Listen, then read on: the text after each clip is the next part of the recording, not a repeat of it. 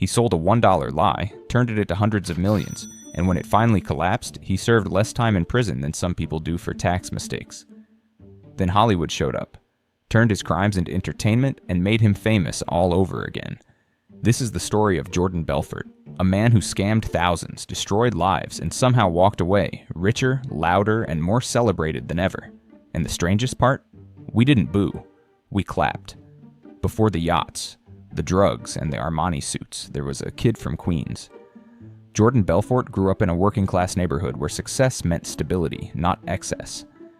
His parents wanted him comfortable. Jordan wanted more. Much more. He wasn't interested in being secure, he wanted to win. Even as a teenager, that hunger showed. At 16, Jordan was selling Italian ices on the beach, but he wasn't just selling desserts, he was upselling. Discounts for referrals, scarcity tactics. By the end of the summer, he had made more money than most adults around him. While other kids bought cars, Jordan made a different move. He enrolled in dental school, not because he loved dentistry, but because he thought it would make him rich. On the first day, the dean stood in front of the class and said something simple. If you're here to get rich, you picked the wrong profession. Jordan didn't argue. He didn't complain. He stood up and walked out. Dentistry wasn't the dream, money was. And if this wasn't the fastest path, he wasn't staying. After that came a strange detour. Jordan started a door-to-door meat and seafood business. No trucks, no freezers, no experience, just a pitch and a promise. Somehow it worked. For a while, sales hit 6 figures a month, but behind the scenes, deliveries failed, inventory spoiled, and bills piled up. Within months, the business collapsed into bankruptcy. But Jordan didn't see failure. He saw a lesson. The product didn't matter. The story did. Steak, fish, ice, it was all the same. If you could sell the idea, the details barely mattered. That realization would shape everything that came next. So Jordan went where stories paid best. Wall Street. He landed a job at a legitimate brokerage firm in the late 1980s. This was the era of big hair, big money, and very few moral guardrails. He learned the language, the confidence, the rhythm of persuasion, and most importantly, how emotion moved markets more than facts ever could. Then the market crashed. Black Monday. Phones went quiet. Fortunes vanished. Jordan lost his job. Most people saw disaster. Jordan saw opportunity. While looking for work, he stumbled into penny stocks. Cheap, obscure companies traded outside the main exchanges. No one respected them. Regulators barely watched them. But they had one magical feature: massive commissions. Selling a blue-chip stock might earn you a few percent. Selling penny stocks could earn you 50% or more. Same pitch, same phone call, 10 times the payoff. Jordan understood immediately. This wasn't investing. This was storytelling with a commission attached. He picked up the phone and called strangers. He painted pictures, ground floor opportunities, hidden gems. The next big thing Wall Street didn't want you to know about. When people hesitated, he pushed harder. You don't need to understand the company. You just need to understand the upside. And it worked. Again and again. Jordan wasn't selling businesses. He was selling certainty, confidence, the feeling of being early. And people bought it. Not because it was true, but because it felt good. Soon, Jordan wasn't just making money, he was building something bigger. Enter Danny Porish. Loud, chaotic, reckless, but deadly effective on the phone. Together, they created Stratton Oakmont. The name sounded old, respectable, powerful. The reality was far less glamorous. A strip mall office, folding desks, no oversight. But that didn't matter. What mattered was energy. They didn't hire experts. They hired hungry people. Bartenders, dropouts, guys who wanted money more than answers. Jordan trained them with a system he called straight-line persuasion. The goal was simple. Never let the prospect slow down. Never let them think. Move them in one smooth line from hello to payment. Doubt was treated like an enemy. Hesitation like weakness. Confidence was everything, and the room became electric. Phones ringing nonstop. Shouting. Applause after big closes. The more you sold, the more you were rewarded. Money, status, attention, loyalty.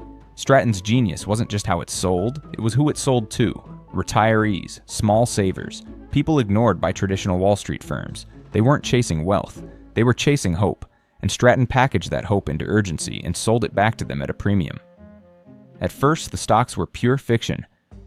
Shell companies with no products and no future. Later, the operation evolved. Real companies, real IPOs. Stratton would buy large blocks of shares cheap, hype them relentlessly, push the price up, then dump everything.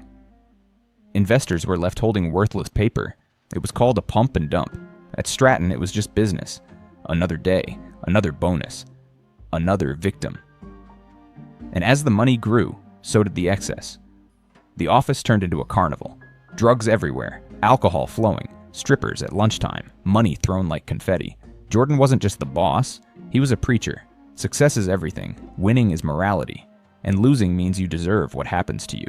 He bought mansions, supercars, a yacht named after his wife, helicopters, watches worth more than most houses. On paper, Stratton looked unstoppable, but the foundation was hollow, and hollow things collapse loudly. Regulators started noticing. Complaints stacked up. Investors asked questions. Internally, some brokers realized they were selling lies. Management had one response: close or leave. And behind the scenes, money was being moved. Offshore accounts, shell companies, cash smuggled through absurd methods. Jordan called it protection. Law enforcement called it laundering. Inside the office, things got darker. Drugs stopped being a reward and became a requirement. Fights broke out. People collapsed mid-call. The machine was eating itself. Jordan's personal life followed the same path. Addiction, paranoia, recklessness. He crashed cars while high, ignored warnings, believed he was untouchable. Until reality finally caught up. Investigators built a case piece by piece. Phone records, wire transfers, witnesses. Some of Jordan's own people flipped, not out of guilt, but survival. And one illegal transfer, made while under direct warning, sealed everything. The raid came early in the morning. Phones seized, files taken. The show was over. Stratton Oakmont collapsed almost instantly. The empire vanished as fast as it appeared. Jordan faced decades in prison. But when cornered, he did what he always did best. He sold. This time he sold information. He cooperated. He wore a wire. Dozens of former allies went down.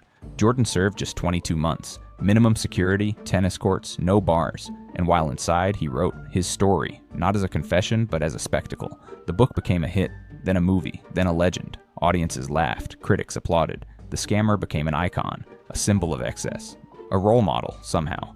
The victims didn't get applause. Many never got their money back. Lives were ruined quietly while Jordan rebuilt his brand loudly. Today he sells motivation, ethics, success, the same skills, a new product. He wears the nickname like a trophy, and maybe that's the real lesson. He didn't escape justice. He marketed his way through it, and we helped. Because deep down, the story isn't just about him. It's about us. The lies we want to believe. The shortcuts we hope exist. And why sometimes the biggest scam isn't the stock. It's the dream. And that's how the Wolf of Wall Street didn't just steal money. He sold a fantasy. And the world bought it. Every time. And if this story made you uncomfortable, good. Because the most dangerous scams aren't the ones that look fake. They're the ones that sound familiar. The ones dressed up as opportunity, confidence, and success.